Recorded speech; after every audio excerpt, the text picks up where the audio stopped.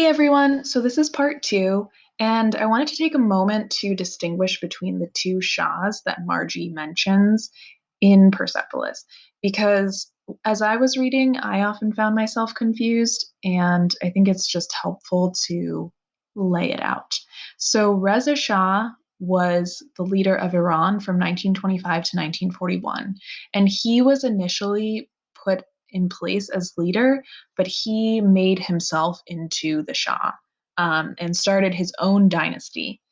And he was the one that imprisoned and tortured Margie's grandpa. So then, fast forward to his son here on the right, who is just referred to as the Shah. And the reason for that is that he, as the last Shah of Iran, people have just kind of he just goes by the Shah, or that's what people refer to him as. So he's the one that was removed from office during um, the Iranian Revolution, and he's the one that is alive during Margie's childhood. So just to make that more clear, because it was not clear for me. And then this is Ayatollah Khomeini, and he was the leader of Iran for the 10 years after the revolution. And he was a Muslim revolutionary leader who had been exiled in Paris for speaking out against the Shah. And he came back after the Shah was exiled, and he became leader of the new Islamic Republic of Iran.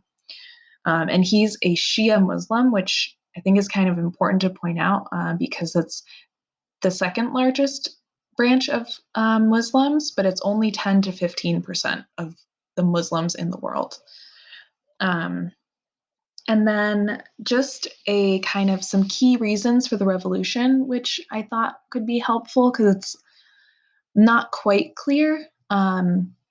And it is kind of complex. But so basically, some of the things that I put here, which I found in my research, were um, Iranians wanted an end to monarchy and a more democratic country. The Shah was very repressive, and people were upset by his collaboration with foreign governments. And kind of tied in with that was um, they were upset that Iranian culture was being replaced by Western values and culture. And so there's this backlash to that, and also to how quickly Iran was becoming modernized. And also, there's a lot of social injustice and a desire to return to religious values, which is where Khomeini, the leader on the last slide, kind of comes in.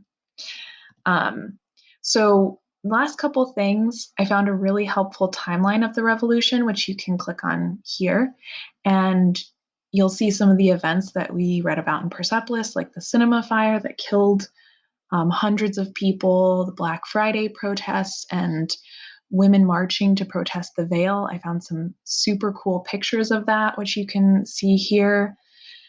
And then also another really interesting set of photos by David Barnett, who's a photojournalist. I personally love looking at historical photography. I just find it super cool, so I thought I'd share that. It makes it feel more real sometimes, especially when you can see these color photos, like this one on the right.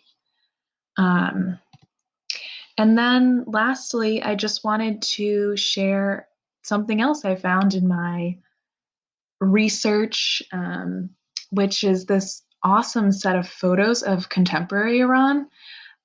There's just so many interesting and different photos, and it shows a lot of different facets of life. And I think that's really important because when we read Persepolis, I think you kind of, even though we're getting Margie's perspective, which I think helps personalize the revolution, I think there can be this sense of like Iran in a very particular light. And so I think it's really helpful to see these photos of Iran today, like rollerblading, people that are farmers, people in the cities. Like it's great. So definitely check this out. It's just really interesting. And thanks for coming through.